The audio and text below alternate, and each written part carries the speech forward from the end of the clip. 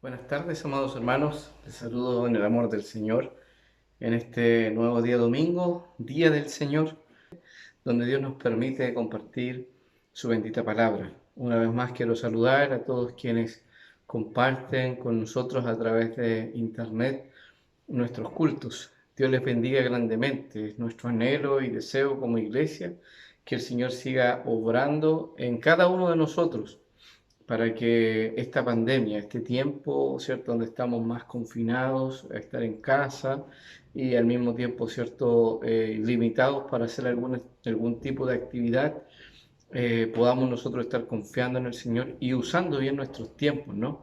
Que Dios nos ayude para que podamos invertir nuestro tiempo y pueda ser algo productivo y que ojalá estemos deleitándonos de estar en casa, porque sin duda es una bendición que el Señor también nos da.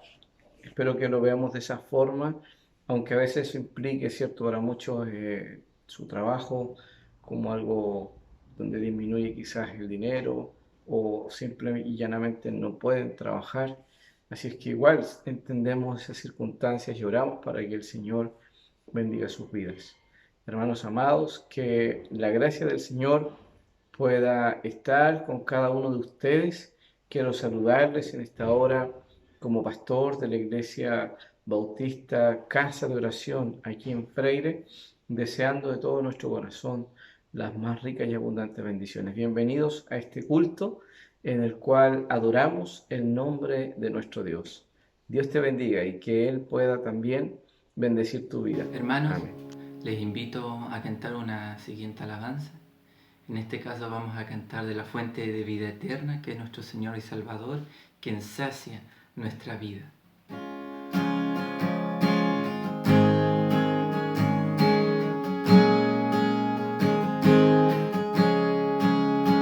Fuente de la vida eterna y de toda bendición, ensalzar su gracia tierna debe cada corazón. Tu piedad inagotable, abundante en perdonar, único ser adorable, gloria a ti debemos dar.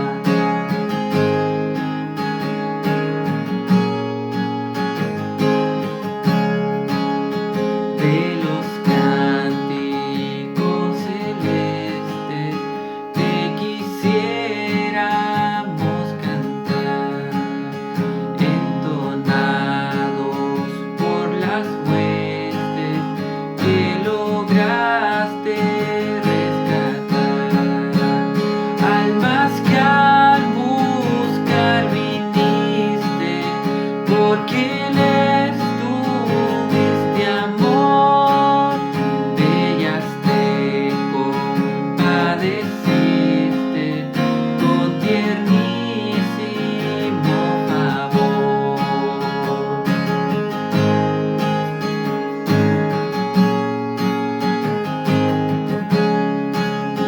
Toma nuestros corazones, llénalos de tu verdad, de tu espíritu los dones y de toda santidad. Guíanos en obediencia, humildad, amor y fe. Nos ampare tu clemencia, Salvador propicio ser. Guíanos en obediencia, humildad, amor y fe. Nos ampare tu clemencia, Salvador propicio ser. Salvador propicio ser.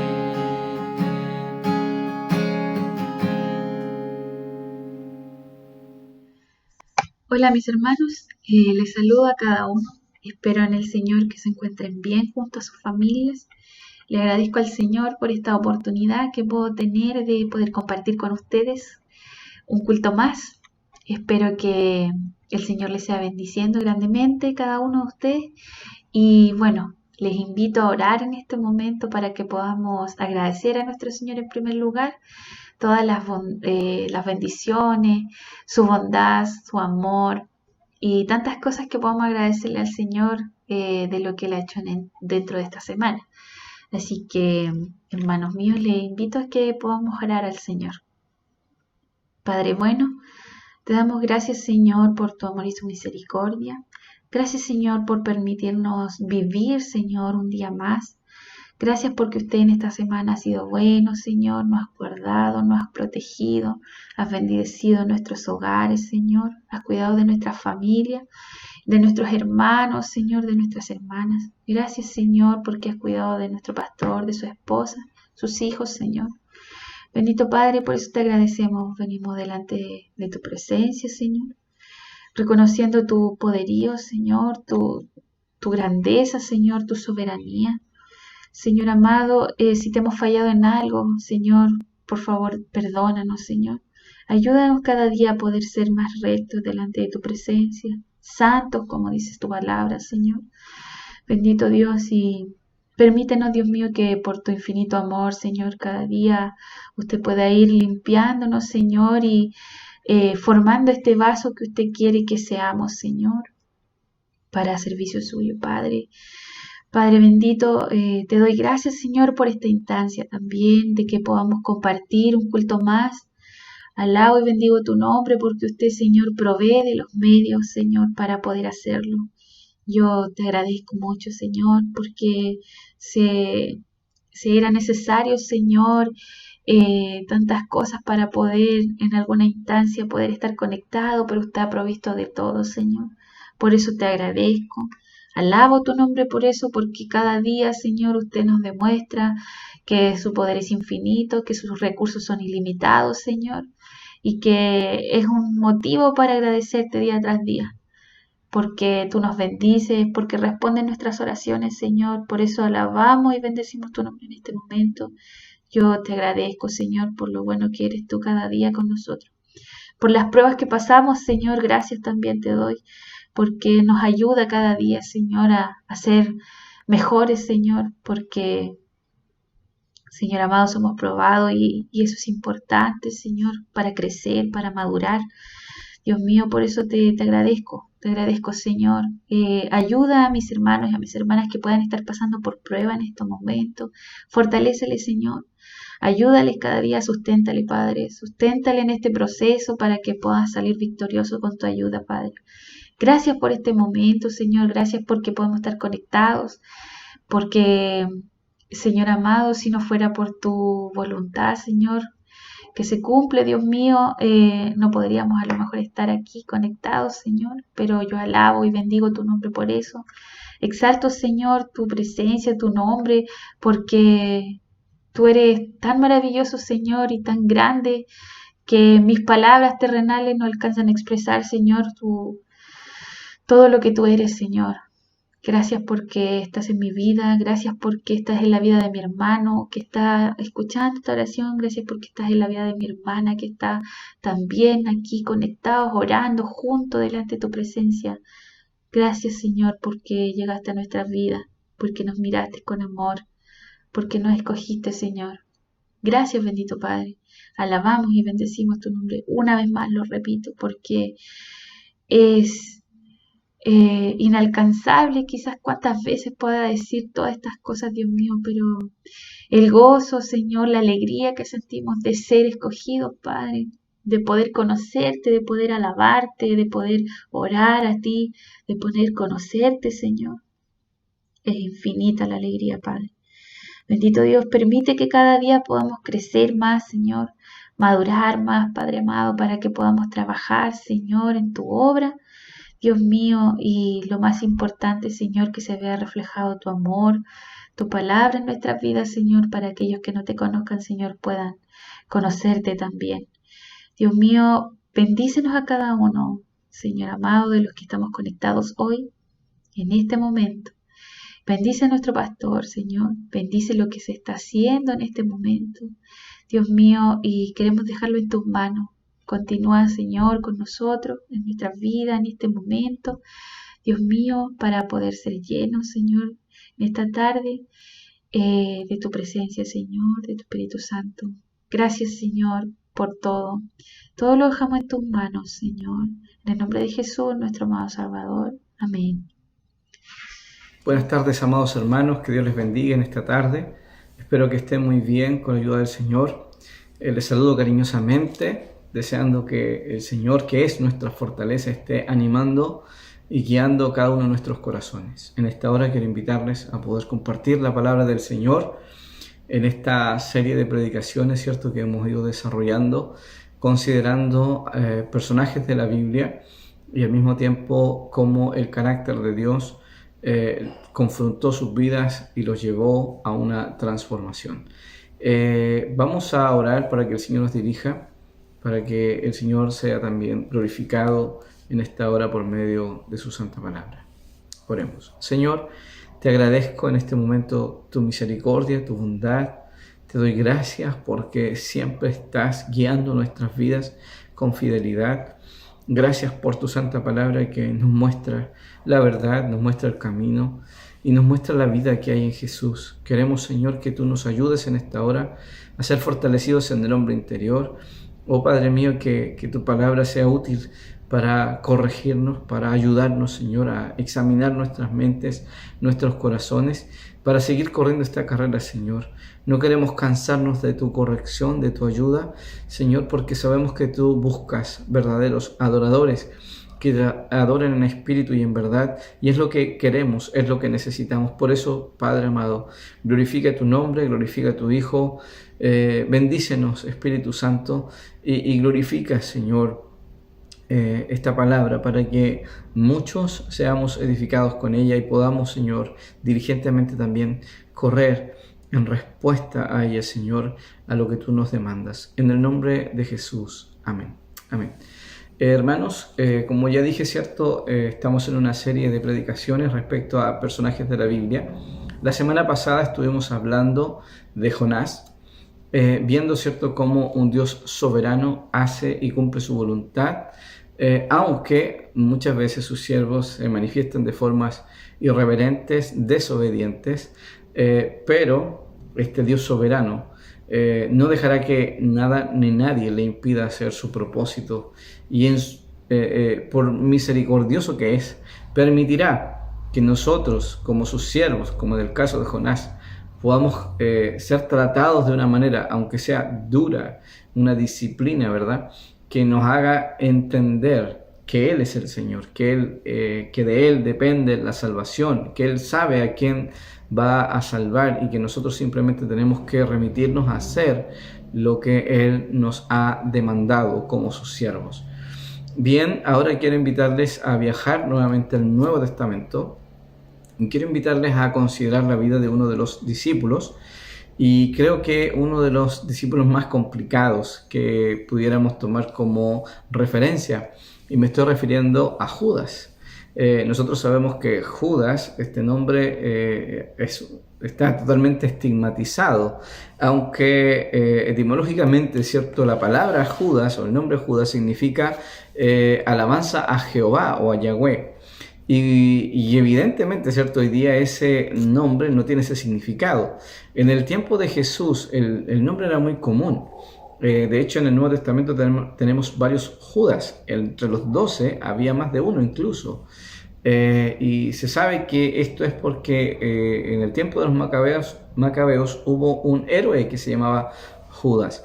Por lo tanto, esa gloria que tuvo ese nombre, ¿cierto?, ese reconocimiento, después de Judas Iscariote ya no hay más. Simplemente hoy día reconocemos el nombre de Judas como el traidor. Y yo creo que nadie va a querer hoy día colocarle Judas a su hijo, aunque sepa que tiene un lindo significado su nombre, ¿cierto?, porque viene de la raíz de Judá. sabemos que ha quedado por siempre este nombre marcado, y aún los evangelios nos muestran, ¿cierto?, esta distinción, colocando en las listas de los discípulos a Judas al último y con esta anotación, ¿no?, el que traicionó a Jesús, el que lo entregó. Por lo tanto, Judas es un tipo de discípulo, ¿cierto?, que representa la hipocresía. Es un tipo de discípulo que nos habla de la apostasía que habrá, que está presente en la iglesia de Cristo. Y por ende quiero que lo consideremos, hermanos, porque creo que de una forma negativa, obviamente, nos ayuda a observarnos a nosotros mismos en nuestra fe. Nos ayuda a compararnos, ¿verdad? Si realmente estamos en el camino, si estamos viviendo la fe de Jesús por las razones y motivos correctos. Por lo tanto, antes de hablar en sí de Judas, quisiera que consideremos un poquito el contexto de cómo se dan ciertas cosas, porque ¿qué podemos decir de Judas? De acuerdo a la narración de los evangelios, nosotros podemos darnos cuenta que Judas, a los ojos de los discípulos, no podemos decir de Cristo, porque Cristo llega a decir, ¿cierto?, que Él conoce a los que Él ha escogido, Él sabe quiénes son. Y sabemos que esa mirada de Cristo es la de un Dios omnisciente. Por lo tanto, Jesús no se equivocó al escoger a Judas y Él cambió en el camino. No podríamos decir eso, ¿verdad? Pero sí podemos afirmar que a pesar de que le conocía, le permitió estar dentro de Él. Y claramente, ¿cierto?, en todo el proceso que Él vivió, Judas manifestó su naturaleza de pecado simplemente. Y como Cristo va a decir en el Evangelio de Juan, ¿cierto?, para que se cumpliese lo que se escribió en Salmos, ¿verdad?, anunciando esa profecía cumplida en esta persona. ¿Qué puedo decir, mis hermanos? Dentro del contexto quiero mencionar en primer lugar a Cristo. Quiero mencionar que no olvidemos, ¿cierto?, que el propósito de Jesús al venir a la tierra es a salvar a los pecadores. Él vino a dar vida y vida en abundancia. Y el testimonio de la Escritura, ¿verdad?, es que mientras Jesús manifestaba su propósito, Él hacía milagros, Él sanaba a los enfermos, Él predicaba, enseñaba la verdad, alimentaba a las multitudes.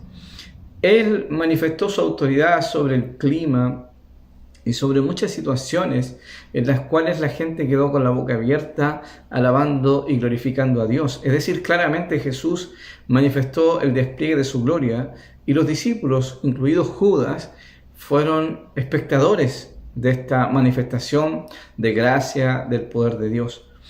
Y sabemos que el resultado de esta manifestación del Señor Jesús trajo como consecuencia, ¿no?, que mucha gente le siguiera, mucha gente era atraída, masas de gente eran atraídas por Jesús, al punto que cuando llegamos a la alimentación, leemos de los 5.000, pero sin contar las mujeres y los niños. Por lo tanto, claramente sabemos que la suma de personas era mucha, para ese tiempo, obviamente, la que estaba persiguiendo al Señor y que aún se disponía ni siquiera a comer para oír la palabra y para ver algo especial del Señor. Por lo tanto, eso nos plantea una doble reacción, ¿no? Como lo veíamos a través de Pedro, esa reacción de aquellos que veían el milagro, que veían a Cristo no solo como un hombre, sino como el Dios encarnado, manifestándose ahí frente a mis ojos, y caer sobre su rostro y declarar: no soy digno de ti, Señor, soy un pecador, ten misericordia de mí. Vemos a un Pedro, ¿cierto?, reconociendo la deidad de Cristo, su señorío sobre su vida, pero al mismo tiempo había otro grupo de personas que son los aliados de Judas. Eso es lo que quiero señalar, que son los religiosos de la época de Jesús. Y estos religiosos, ¿verdad?, sabemos que al ver todo esto no podían dejar de reconocer que en él había algo especial, pero jamás ellos le vieron como le vio Pedro, ni aún Judas le pudo ver realmente como el Hijo de Dios. Recordemos que Pedro, por impetuoso y por impulsivo que era, fue él quien declaró, ¿cierto?, que Cristo era el Hijo del Dios viviente. Entonces, nosotros vemos a este grupo de personas que están dentro del contexto, ¿cierto?, de la traición, que es lo que marca la vida de Judas. Y dice el libro de Marcos, capítulo 14, versículos 10 y 11. Entonces Judas Iscariote, uno de los 12, fue a los principales sacerdotes para entregárselo. Ellos al oírlo se alegraron y prometieron darle dinero, y Judas buscaba oportunidad para entregarle. Quiero mencionar algunos detalles respecto a estos hombres. Estos hombres, ¿verdad?, que son contrarios a Jesús, que claramente se han manifestado como los enemigos de Cristo, tienen razones profundas, pero no es la verdad. No son diferencias de opiniones teológicas las que mueven a estos hombres a tener el deseo de quitar al problema de en medio, ¿cierto?, a Cristo en este caso, sino que lo que nos mueve es que ellos, ¿cierto?, cada vez están viendo que la gente se va detrás de Jesús y ellos están perdiendo adherentes a su culto religioso. Ellos creían que adoraban al Señor, y una manifestación de esto, ¿cierto?, es que ellos se están preparando para la Pascua, y es en torno a la Pascua, ¿cierto?, donde ellos ya definitivamente deciden que tienen que eliminar a Jesús. Y es en ese contexto donde Judas, ¿verdad?, aparece como la respuesta al problema que ellos tienen, estos líderes. Por eso existe esta asociación, esta alegría, ¿verdad?, y esta promesa. Pero al leer el Evangelio de Marcos nos parece, ¿no?, que son los sacerdotes los que están ofreciendo dinero. Sin embargo, algo que nos revela el Evangelio de Mateo respecto a esto mismo es lo siguiente, y quiero que pongan mucha atención. Dice el capítulo 26, versículo 14 en adelante: entonces uno de los 12, que se llamaba Judas Iscariote, fue a los principales sacerdotes y les dijo: ¿qué me queréis dar? Y yo os lo entregaré. Y ellos le asignaron 30 piezas de plata, y desde entonces buscaba oportunidad para entregarle. Fíjense, amados hermanos, que la traición de Judas y su acto, ¿cierto?, tan grotesco, no es algo tan sencillo. No es simplemente que él accedió a una tentación de algo externo. Él le puso precio a la cabeza de Jesús. Fue él quien quiso sacar partido de la traición. Él quiso ganar algo. Y esta asociación que se da, ¿cierto?, entre los sacerdotes y Judas manifiesta corazones, ¿cierto?, enfocados en sí mismos. ¿Cuál era el problema de los sacerdotes? ¿Por qué ellos querían eliminar a Jesús? ¿Por qué ellos aborrecían a Jesús? Si nosotros vamos a los evangelios, ¿verdad?, vamos a encontrar, por ejemplo, palabras del propio Jesús respecto a los religiosos de su tiempo, sean fariseos, sean sacerdotes o escribas, que son básicamente lo mismo respecto a la religiosidad, al no reconocer a Cristo como el Señor de sus vidas, como la piedra angular, como lo más importante, donde leemos en Juan capítulo 5, ¿no? Jesús le dice a ellos que son los estudiosos, ¿cierto?, a los que saben: escudriñad las Escrituras, porque a vosotros os parece que en ellas tenéis la vida eterna, y ellas son las que dan testimonio de mí. Porque ellos siempre colocaban en tela de juicio quién era Jesús, básicamente porque no creían. Y fíjense lo que dice el Señor: y no queréis venir a mí para que tengáis vida. Eso habla del corazón, ¿no? Hay una determinación de parte de ellos para no querer ir.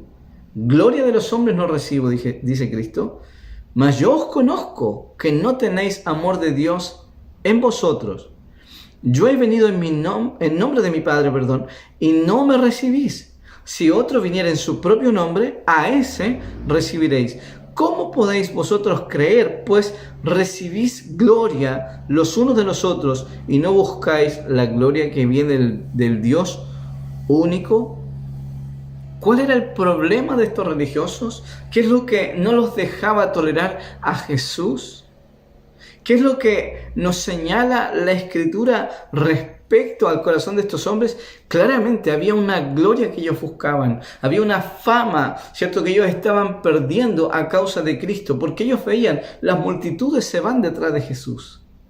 Estamos perdiendo adherentes a nuestro culto religioso. Necesitamos recuperarlo. Cuando nosotros leemos, incluso en los evangelios, ¿verdad?, y vemos que el propio Pilato, cuando Jesús está ahí entre Barrabás y Jesús, y él está haciendo escoger, ¿verdad?, a quién van a querer, Pilato hace una descripción, ¿cierto?, una aseveración diciendo que él sabe, él tiene conocimiento de que ellos por envidia le habían entregado. Entonces, es tan importante mencionar estos detalles porque nos ayudan a entender, ¿no? Nos ayudan a ver el corazón de estos hombres, nos ayudan a ver el por qué finalmente están tan contrariados o por qué se produce finalmente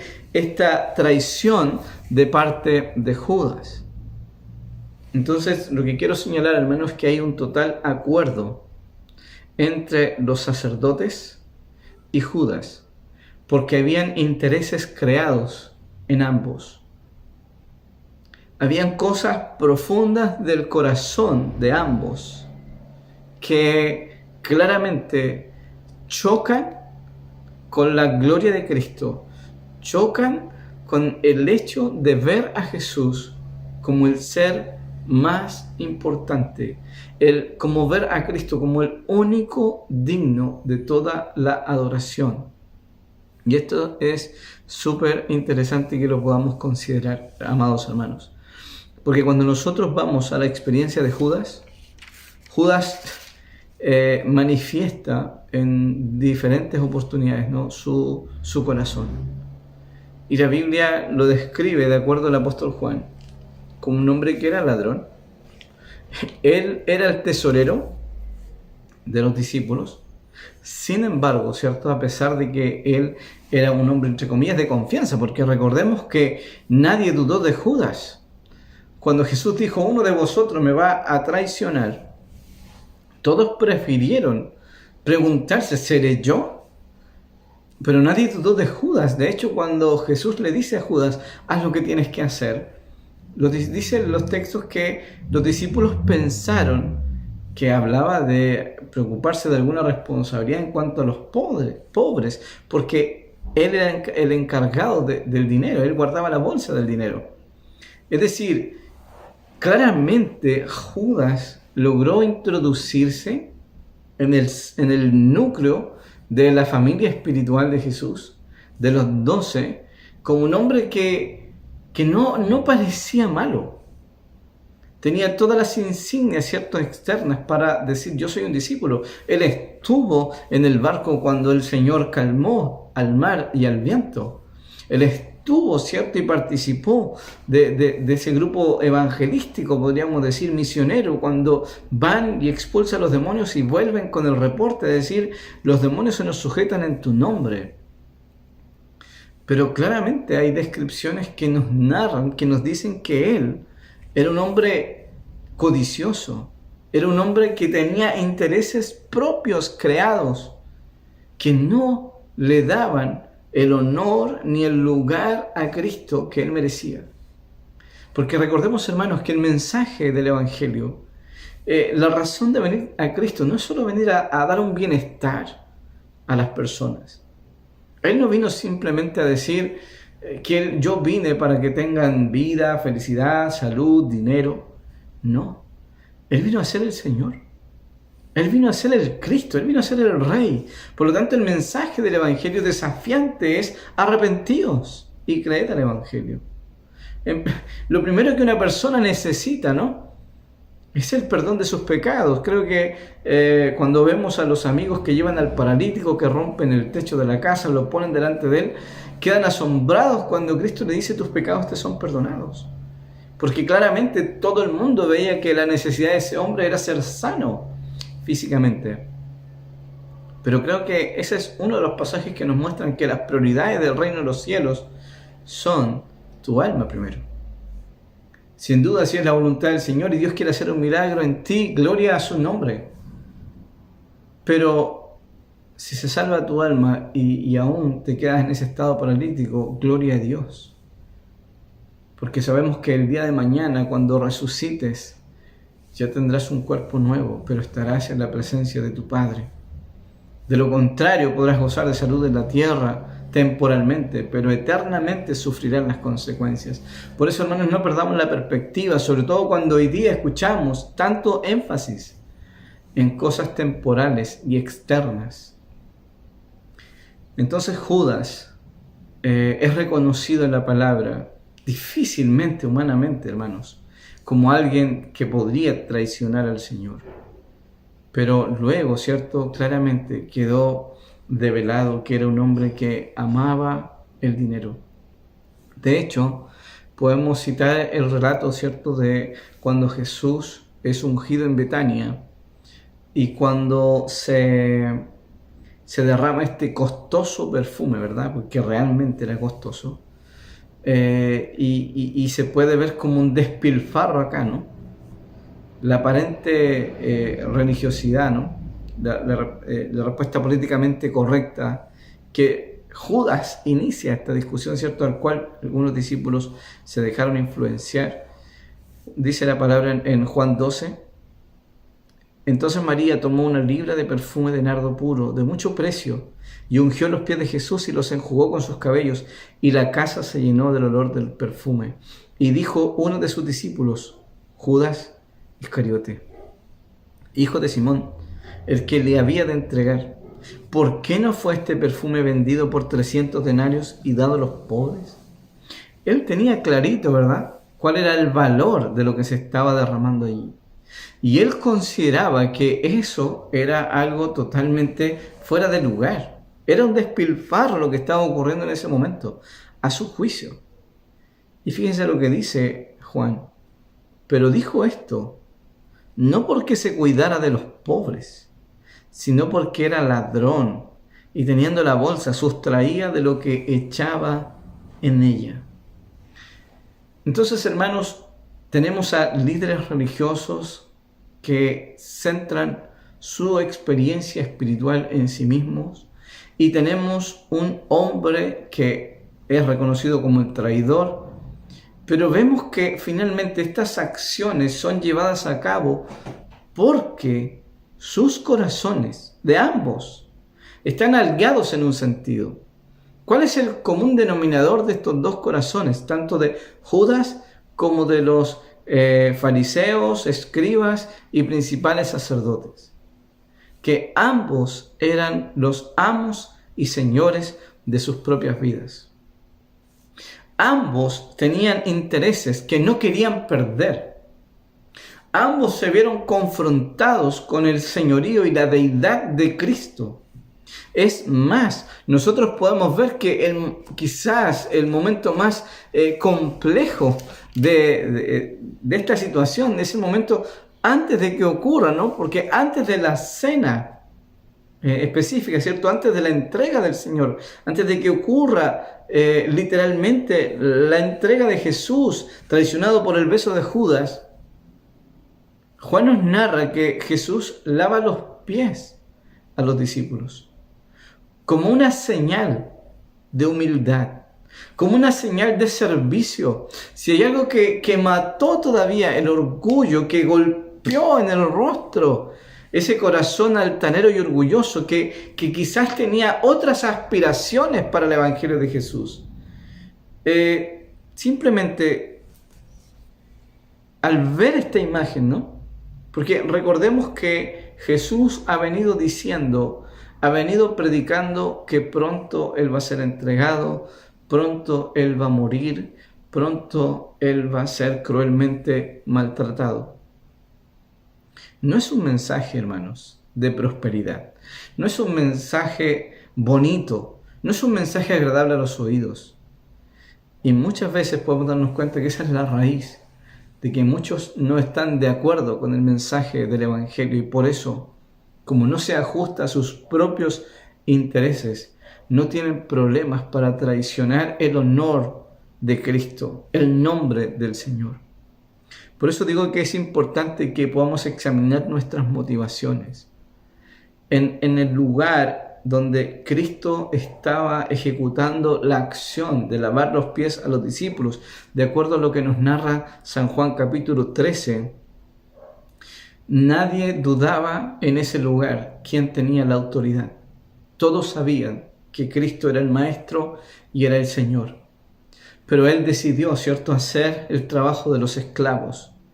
Tomar el lebrillo, tomar la toalla, tomar el agua y lavar los pies a los discípulos como una enseñanza espiritual, pero al mismo tiempo manifestando, ¿verdad?, cómo es su reino, cómo es su dominio. Él es el Señor, pero Él es humilde. Él es Dios, pero Él vino a servir. Hermanos, y ese evangelio no era compatible con los intereses de Judas. Judas quería poder. Él quería sustraer el beneficio más posible, aunque fuera un poquito de la bolsa que pudiera sustraer. Eso era suficiente para mantenerse bien. Por lo tanto, vemos que cada vez el mensaje de Jesús, las actitudes de Jesús, el obrar de Jesús contradicen lo que muchas veces en nuestra carne permanece como intereses personales. Como lo vemos en la solicitud, ¿cierto?, de la madre de Jacobo y de Juan, diciendo: Señor, que mis hijos se ganen uno a tu lado, a la derecha, y el otro a la izquierda. Diciendo el Señor, ¿cierto?, ustedes no saben lo que piden. Porque claramente el Señor tiene que decir, ¿cierto?, ustedes ponen la mira en las cosas de la tierra y no en las de los cielos. Hay algo que el apóstol Pablo le dice, o destaca más bien, de Timoteo, y que es importante que nosotros podamos reconocer, porque este problema de Judas y este problema de los sacerdotes y fariseos y escribas no es un problema, hermanos, de ellos solamente. El hecho de que Judas sea el traidor y que hablemos de Judas como si fuera él, no nos saca a nosotros del camino. Mire lo que dice el apóstol Pablo en Filipenses capítulo 2. Espero en el Señor Jesús enviaros pronto a Timoteo, para que yo también esté de buen ánimo al saber de vuestro estado. Miren el concepto que el apóstol tiene de Timoteo. Pues a ninguno tengo del mismo ánimo, y que tan sinceramente se interese por vosotros, porque todos buscan lo suyo propio, no lo que es de Cristo Jesús. Amados hermanos, si hay algo que nos comunica el Evangelio permanentemente, es que aquel que ha creído en el Señor no ha creído simplemente en un mensaje. Es que nosotros hemos llegado a ser propiedad del Señor. Le pertenecemos, como dice Pablo en Corintios, ¿cierto? Ya no somos nuestros. Por eso ya no somos siervos de la carne ni esclavos del pecado. Somos siervos de Cristo para servir a la justicia. Y eso debe manifestarse en los intereses más profundos que hay en nuestro corazón. Es decir, amados hermanos, ¿cuál era el problema que tenía Judas? ¿Cuál era el problema que tenían estos hombres? Claramente es que no eran convertidos. Aunque hayan tenido experiencia religiosa, aunque hayan manejado la Biblia y conocimiento intelectual de la palabra de Dios para sus propios intereses. Pero es que es eso lo que se manifiesta, como dice acá Pablo. Muchos buscan lo suyo propio. Los verdaderos hijos de Dios son aquellos que reconocen que Él es digno de recibir toda mi vida, toda mi adoración, todo lo mejor de mí. El Señor es digno de recibirlo y es de Él, le pertenece. El no dárselo me hace a mí opositor del Evangelio. Por eso, hermanos, muchos se desencantan del Evangelio. ¿Por qué? porque como decimos, ¿cierto? En la jerga evangélica andan por los panes y los peces. Es decir, mientras Cristo Jesús les dé un milagro, les dé el pan, les dé los peces, mientras ellos en el nombre de Jesús reciban algún beneficio personal, todo bien, Jesús, yo seguiré contigo. Pero el día que tú contradigas los intereses y los deseos más profundos de bienestar que yo tengo, donde yo quiero seguir siendo el centro, pero que tú me ayudes para que eso siga siendo así, el día que eso cambie, no tengo problema en traicionarte, no tengo problema en cambiarme de barca, no tengo problema de irme a otra iglesia, a donde me van a enseñar y me van a decir lo que yo quiero escuchar. Hermanos, la traición es una manifestación de simplemente mostrar que el corazón no está comprometido, que el corazón está comprometido consigo mismo. Y mientras yo me sienta bien, mientras yo esté bien y reciba lo que yo quiero, no hay problema. Seguiré contigo. ¿Por qué? Porque es a mi conveniencia. Claramente Judas estaba en la posición que estuvo porque le gustaba lo que hacía. Y como dice el apóstol Juan, era ladrón. Los otros le envidiaban porque no querían ellos perder su gloria, no querían perder la alabanza de los hombres. Pero ¿cómo se manifestó Cristo? ¿Cómo es nuestro Señor? Es Dios Todopoderoso sin duda, pero es manso y humilde. Y la enseñanza de Jesús, ¿no?, a los discípulos mientras Él lava sus pies es: porque ejemplo os he dado, porque ejemplo os he dado, para que como yo os he hecho, vosotros también hagáis. Algo que no le gustó a Judas: la humildad de Cristo, el servicio de Cristo, este llamado, ¿no?, a estar dispuestos a morir, a llevar la cruz, a sufrir por su causa. Hermanos, el egoísmo y la egolatría, ¿cierto?, que podemos manifestar es tan alta que se va a manifestar en la traición en algún momento. Por eso Juan llega a decir, ¿no?, estos estaban con nosotros, pero se fueron de nosotros porque no eran de nosotros. Es decir, hermanos, muchos han abandonado la fe, no porque la desilusión del pastor, de los hermanos, de la iglesia, sino porque hay intereses del hombre que cuando el evangelio los contradice, ellos simplemente quieren eliminar el problema.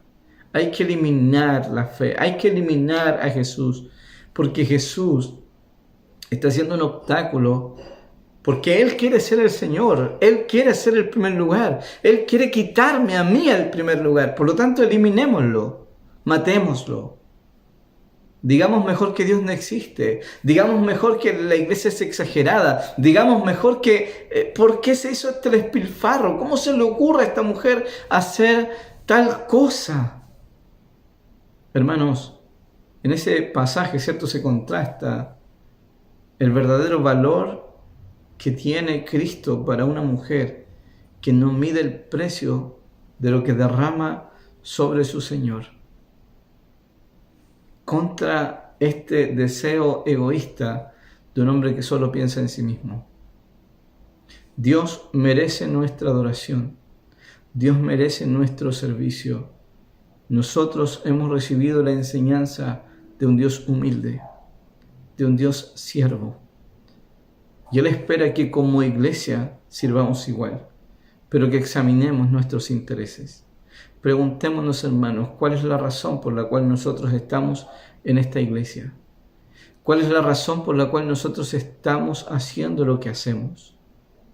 ¿Qué es lo que me mueve realmente a mí? ¿Qué es lo que yo espero recibir? Como alguien dijo, hermanos, los cristianos se gozan en poder recibir una corona.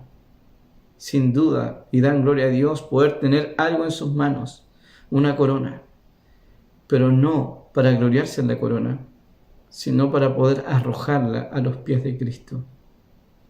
porque los verdaderos hijos de Dios reconocen que solamente Él es digno de todo. Hermanos, Dios no quiere un poco de nosotros. Dios no quiere que religiosamente hagamos actividades. Dios nos quiere a nosotros, con todas nuestras imperfecciones, pero nos quiere a nosotros. ¿Y de qué forma podemos saber que hoy día Cristo realmente está siendo el centro de mi adoración, de mi entrega y no yo mismo? Bueno, tengo que evaluarme. ¿Cuánto es lo que yo estoy dando? ¿Cuánto es lo que yo estoy entregando? Estoy como María entregando lo más valioso que tengo en mis manos para poder expresar adoración al Señor. ¿O siempre me estoy resguardando de no dar lo suficiente o dar lo que aparentemente a los ojos de los hombres está bien? Y cuando el Señor me pide algo más, inmediatamente aparece el traidor y dice, no, eso es mucho para Cristo, no es digno de tanto. Hermanos, el Señor nos desafía a no buscar lo nuestro, sino a buscar lo de Cristo. Dios te llama hoy para que tú rindas realmente, completamente tu vida al señorío de Cristo. Que Cristo sea el centro de todo, no tus propios intereses, no tus deseos egoístas. Que Cristo crezca y que nosotros menguemos. ¿Para qué? Solamente para que el Padre sea glorificado. Amén. Oremos al Señor. Bendito Dios y Salvador, le agradecemos en este momento por darnos el consejo de su palabra. Le agradecemos, Señor, porque usted nos muestra el peligro, Señor, de ser religiosos. Lo fácil que podemos llegar a apostatar si no hemos entendido claramente a qué nos ha invitado tu Santo Evangelio. Tu Santo Evangelio simplemente nos dice, mueran a sí mismos, tomen su cruz y síganme. Oh Señor, ayúdanos a verte como nuestro máximo modelo de entrega, como aquel, oh Dios, que simplemente quiere ser exaltado y que es digno de ser exaltado. Queremos ser esa iglesia, Señor, que te anhela, que te espera, que se rinda ante ti. Por favor, ayúdanos. Ayúdanos a mantenernos firmes, Señor, y a no dejar de examinar nuestra mente, nuestro corazón y nuestras motivaciones para servirte y para seguirte. Líbranos de ser religiosos hipócritas, que externamente tienen una palabra, que tienen una vestimenta. Queremos ser realmente esa iglesia que te ama, que te adora y que se desvive por ti, Señor, y que no mide el precio, no mide los costos, Señor, de lo que tú mereces. Simplemente tú eres digno. Bendito eres, Señor, a ti la gloria. En el nombre de Jesús. Amén. Amén. Que Dios les bendiga, amados hermanos, y que tengan una bendecida semana. Amén. Hermanas, seguimos alabando el nombre del Señor. Voy a leer este salmo precioso. Salmo 145, versículos 10 y 11. Te alaben, oh Jehová, todas tus obras, y tus santos te bendigan. La gloria de tu reino digan, y hablen de tu poder. Amén. Amén.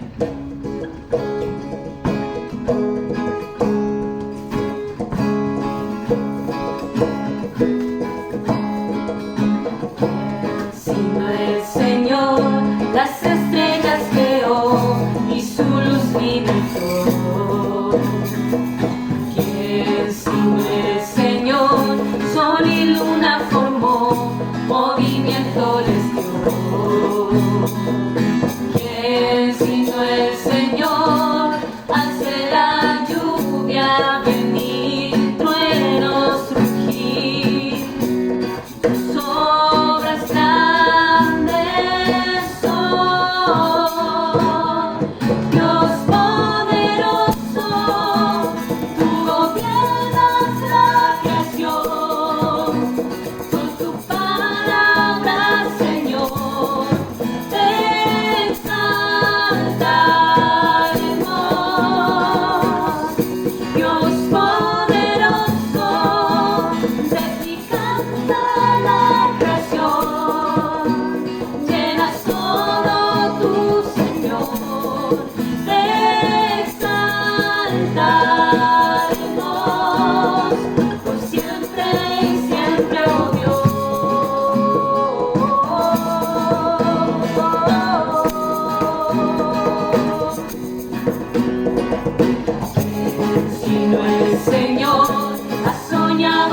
plan para al hombre salvar.